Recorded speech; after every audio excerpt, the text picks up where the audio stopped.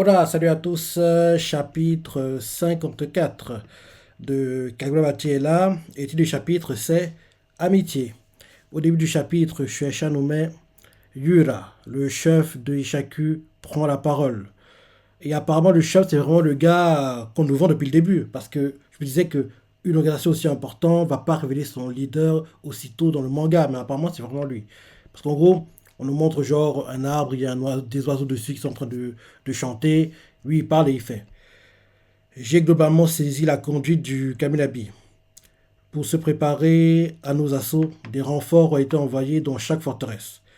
Mais le fait de choisir Chihiro Lukuira, un individu étranger à l'organisation, pour accomplir cette tâche, prouve que cette organisation se sent acculée. La seule chose que je n'arrive pas à savoir, c'est où se cache Togo Shiba. Où trouve, on trouve de tout parmi les sorciers. Le pire, on trouve de tout parmi les sorciers. Le pire comme le meilleur. Cet homme bat tous les records. J'ai déjà eu tout le mal du monde à le berner il y a 3 ans. On continue à et un gars fait, on continue à le chercher. Il continue à parler, il fait. Quoi qu'il en soit, si le Kaminabi s'obstine à ne pas dépêcher les membres du quartier général de Tokyo, c'est que ceux-ci sont trop occupés à protéger le maître sabreur et que l'endroit où il est incarcéré se trouve là-bas. La sécurité est très élevée au bastion de ces vieillards. On ne pourra détruire le quartier général que grâce au sabre ensorcelé. En gros, il parle au téléphone avec un autre gars d'Ishaku. Le gars qui parle au téléphone fait. Donc, la priorité absolue est de se débarrasser des manières actuelles. Tu es sûr de ton coup? Quand même confier une mission aussi importante à Uriko. Et là, Yura au bout du fil fait. Il s'est passé quelque chose. Et là, en gros, il a reçu un message, quoi. Et ça fait de Uriko. Objet, je m'amuse. Et en gros, le message dit, je vais m'amuser un peu avec Chiro le Kuira. Des smileys, quoi. Euh, Urua est parti au temple. Smiley. Moi, je regarde une pièce. En gros, il avait écrit ça à 18h15. En gros, quoi, avant que Chiro ne tombe du plafond, quoi. Et là, Yura, après avoir regardé le message, il remet le téléphone à l'oreille et fait. On est entré en contact avec Urua, mais Hiruhiko n'en fait qu'à sa tête. Mais il a bien envoyé ses hommes, non? Dans ce cas. Attends, j'ai appelé une partie ou quoi? Non, c'est bien ça. Mais il a bien envoyé ses hommes, non? Il fait. Et là, derrière, il fait. Dans ce cas, aucun problème. Au contraire, c'est l'occasion parfaite. Et le gars, au bout du fil, fait. Hein? On voit qu'en gros, Yura, il est assis dans un parc, il joue en fait au cheval, quoi. En gros, dans un parc. Il continue en disant, le génie de Uriko au combat est un vrai trésor. Ses sorts sont loin d'être les plus puissants à première vue, mais il a su les sublimer pour en tirer le meilleur. Je suis sûr qu'il s'appropriera le pouvoir des sabres ensorcelés en un temps record. Son plus gros défaut, c'est qu'avoir été coupé du monde le rend très immature psychologiquement. Avant de mettre la main sur les sabres, avoir une petite conversation avec Chihiro Okuira ne pourra lui être que bénéfique. Le gars au bout du fil lui fait. Ce qu'on se, ce qu'on, ce qu'on se prépare depuis tellement longtemps, c'est qu'on se prépare depuis tellement longtemps. Qu'est-ce qu'on fera si jamais Uriko perd contre lui? Et Yura fait. Ne t'en fais pas, j'ai plusieurs plans de secours. Et il nous reste toujours notre atout. J'ai tout préparé pour qu'on puisse continuer, même en cas de défaite de sa part. Nous pouvons avancer sereinement. Je veux que Hiruhiko se confronte à l'échec, à la défaite et au point de vue de l'ennemi. Et là, retour au présent, la scène du cliff, Chihiro, le pied en gros sur Hiruhiko assis, le katana planté sur la main de Hiruhiko qui était posé à côté, quoi. Donc, en gros, on revient à cette scène-là qu'on a eu en cliff au dernier chapitre. D'ailleurs, elle était magnifique, hein. Et là, Chihiro lui fait, crache tout ce que tu sais. Hiruhiko entend vomir le sang. Et là, en gros, il se remémore quoi? En gros, quand Chihiro a fait Kuro. Et en gros, il se remémore ce qui s'est passé. Hiruhiko, quoi, il se dit dans sa tête. Juste après qu'il a encaissé les attaques de mes grues, mon champ de vision s'est assombri. Et là, retour au présent, il fait à Tiro, qu'est-ce que tu as fait? Non, il lui a coupé le bras. Il lui a coupé le bras.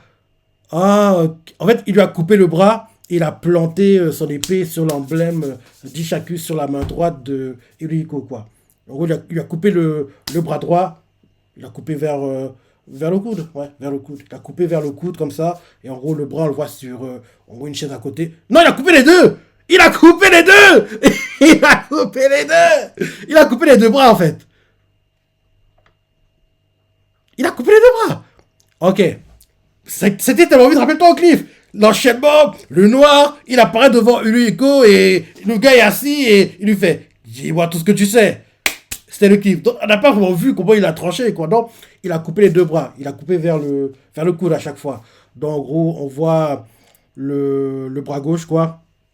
Il est pas à la chaise à côté de Uluiko, celle à côté encore. En gros, la coupure a fait que oui, ça éjecte tout, en gros deux chaises à côté, quoi. Et pour le bras droit, c'est juste à la chaise d'à côté. On voit, il y a le sang qui gicle, qui gicle, qui gicle. Et Tiro a planté son katana sur l'emblème d'Ishaku, sur la main droite qu'il a coupé, quoi. Sur le bras droit qu'il a coupé, en fait. Donc, il regarde Uluiko et Uluiko fait qu'est-ce que tu as fait? Tu as brouillé ma vue et senti ma position grâce à tes papiers. Eh bien. Ah non, non, non, qu'est-ce que je dis? Uluiko fait qu'est-ce que tu as fait? Et Tiro lui répond tu as brouillé ma vue et senti ma position grâce à tes papiers. Eh bien, j'ai fait la même chose. J'ai rempli l'espace de tout un tas de mes poissons qui se sont glissés entre tes papiers pour obstruer ta vue et grâce à eux, j'ai pu sentir ta position. Et Uluiko fait si j'étais capable d'un tel exploit, pourquoi avoir volontairement encaissé les attaques de mes grues? Et Tiro lui fait j'ai remarqué que tu ne pouvais pas transformer les grues, tu pouvais pas transformer en grues tous les papiers que tu disperses un peu partout. Pour les plier, il faut qu'ils soient près de tes mains, pas vrai? Et tes grues ne peuvent attaquer qu'une seule fois. Elles se sont toutes arrêtées après m'avoir touché. Si je n'ai pas utilisé mon courroux pour couvrir tout l'espace plus tôt, c'est parce que j'ai eu peur que les grues qui ne m'avaient pas encore atteint, s'il en restait, s'attaquent à quelqu'un d'autre dans la confusion. Je me suis volontairement exposé pour forcer l'ensemble de tes grues à toucher leur cible. Et ensuite, et quand il entend ça, il lui cause sur sa tête. Quoi? Choqué, quoi. Et il fait quoi? Après, il fait tu as été aussi loin juste pour éviter que les autres ne soient blessés? Et là, les civils autour qui sont encore là entendent la discussion. Donc ils sont choqués d'entendre ça. Parce qu'il y en a plein qui ont fui déjà, quoi. Mais il y en a qui sont encore présents. Et, et, euh, et là, Chiro lui fait. Alors, alors, on... Hein. Ah ouais, ok. Donc oui, ok, oui. Donc oui, Hirohiko fait. Tu es allé aussi loin juste pour éviter que les autres ne soient pas blessés? Et voilà, les civils encore présents qui entendent la discussion, quoi. Et Chiro lui fait. Alors qu'en fin de compte, ce combat, c'est juste entre toi et moi.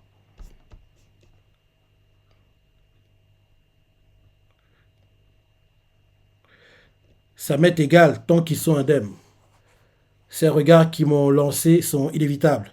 Il n'y a rien de pire que le meurtre et moi. Je me trouve du même côté que vous. Et là, il est sur sa tête. Qu'est-ce que ça veut dire? Il ne vit que pour le meurtre, c'est inévitable. Et on était enfin seuls tous les deux. Pourtant, il... Et Tiro lui parle, ouvertement lui fait. Et c'est pour cette raison que je condamne d'autant plus vos actes. Et Uliko sur sa tête. Qu'est-ce qui lui a pris? Et Uliko dit ouvertement à Tiro cette fois-ci. Un meurtre est un meurtre. Et Tiro lui fait. Ils ne se valent pas tous. Et, euh, et là, en gros, Tiro se rappelle quand son père lui avait fait. Considérer que tous les meurtriers considérer que tous les meurtres perpétrés se valent reviendrait à nier les convictions de nos héros. C'est ce que son père lui avait dit. Et là, dans le présent, il recommence à parler et fait je ne laisserai personne dire une telle chose. En gros, que les meurtres se valent, quoi. Uliko, blessé, en sang, en train d'agoniser, se dit dans sa tête tu es de l'autre côté. Si on n'arrive pas à sympathiser, même une fois, même une fois seul, alors pourquoi je n'arrive pas pourquoi tu n'arrives pas à me comprendre? En gros, il se sent dans sa tête, il écho, ouvertement, il dit à Tiro, c'est du pareil au même. Et Tiro lui fait, c'est faux. C'est pour ça qu'on s'entretue. Et Uriko est choqué d'entendre ça. Et il se dit en sa tête, je vois, c'est parce qu'on n'est pas d'accord qu'on s'entretue. Je comprends. C'est pour ça que lui et moi, seuls, on s'affronte de toutes nos forces. C'est ça. C'est ça, l'amitié. Et là, son regard s'adoucit. Et, et là, Uriko fait. Ishaku est une petite organisation composée de 10 sorciers. Tu m'as demandé de te tout dire, non? Et Tiro le fait. Continue. Et Uriko fait. Celui qui nous dirige est un homme appelé Yura. Tu dois avoir fait sa connaissance lors du Jaku Daishi. Donc ils sont 10 dans Ishaku. En gros, 10 gars importants, quoi. Parce que oui, il y a forcément des sbires quoi. Dont fait partie Eriko, quoi. Donc il y a 10 gars importants dans Ishaku. Ok, ok. Donc on fait comprendre par là que Tiro doit battre 10 personnes. Ou bien, allez, disons, ils doivent battre 5 à 6, parce que 4 autres, ce seront les gars des Kaminabi qui géreront, parce que oui, c'est pas Tiro qui doit faire tout le travail non plus, quoi. En gros, il faut les Kaminabi se aussi un peu les mains. Donc, en gros, oui, Tiro battra, allez, 5 à 6 personnes haut gradées d'Ishaku, et en gros, 5 à 4 autres seront gérés par les Kaminabi, quoi. Dans Iyuki, elle pourra gérer certains combats et les autres, quoi, un truc comme ça. Donc, oui, en gros, après la réflexion, il parle ouvertement à Tiro et lui fait Ishaku est une petite organisation composée de 10 sorciers. Tu m'as demandé de tout te dire, non? Et Tiro fait continue. Il continue. Celui qui nous dirige est un homme appelé Yura. Tu dois avoir fait sa connaissance lors du Jaku Daishi. Actuellement, notre but, comme tu le sais, c'est de prendre d'assaut les forteresses. Pour ce faire, on a embauché 68 sorciers mercenaires. Et on a sous la main un stock de 34 armes faites d'Atenseki. Pour cette opération, toutes les forces d'Ishaku, y compris ses membres, ont été placées sous mon commandement direct. Sérieux?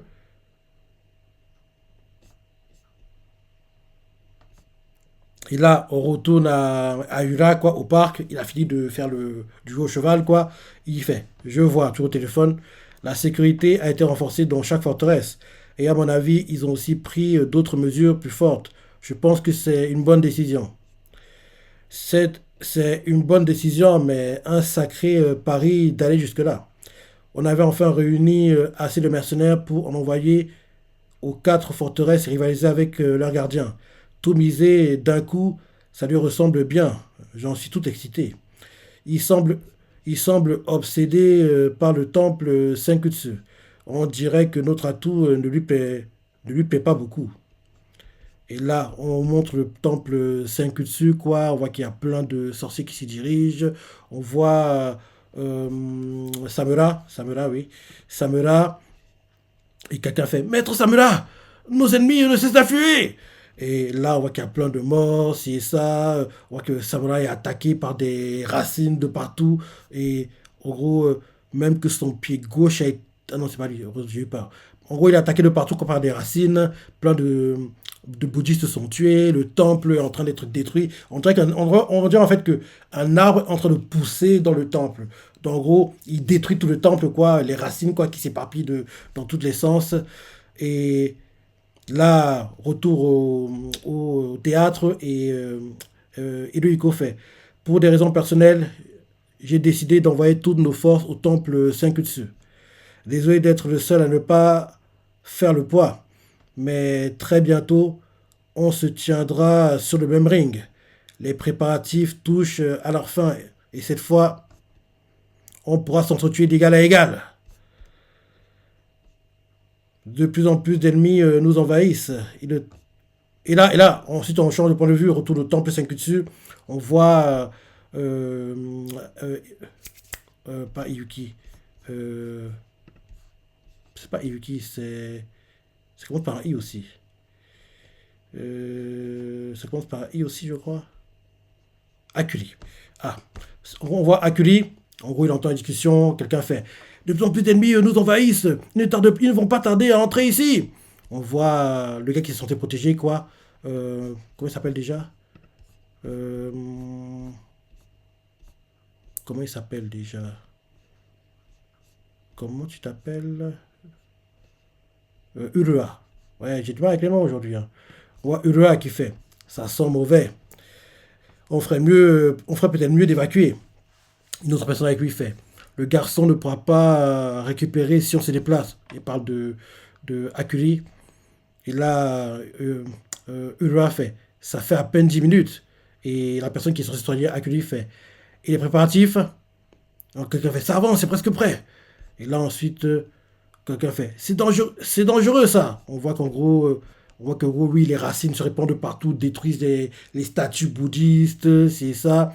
Et là, on voit un gars de Ishaku qui est pas très loin d'eux et il fait. Oups, je risque une bonne punition pour ça. Parce qu'en gros, il a utilisé des racines pour détruire en gros une statue de Bouddha, quoi, entre guillemets. Donc, en gros, il a peur d'être maudit, quoi. Donc, il fait Oups, je risque une bonne punition pour ça. Et là, on voit Samura qui le voit, il fait oui, et c'est moi qui vais te la donner. Et là, en fin de chapitre, chez Chanoumé, au milieu de la confusion, apparaît un sorcier qui a déjà fait des siennes dans une certaine ville. Et là, c'est la fin du chapitre. Ok, ok, ok. Sympa le chapitre, le manga, je pense que tu as vu. Record de vente pour le tome 4 en 2 semaines. Plus d'1 million de tomes en circulation. Tout est ouvert pour Kagurabati. Magnifique, génial.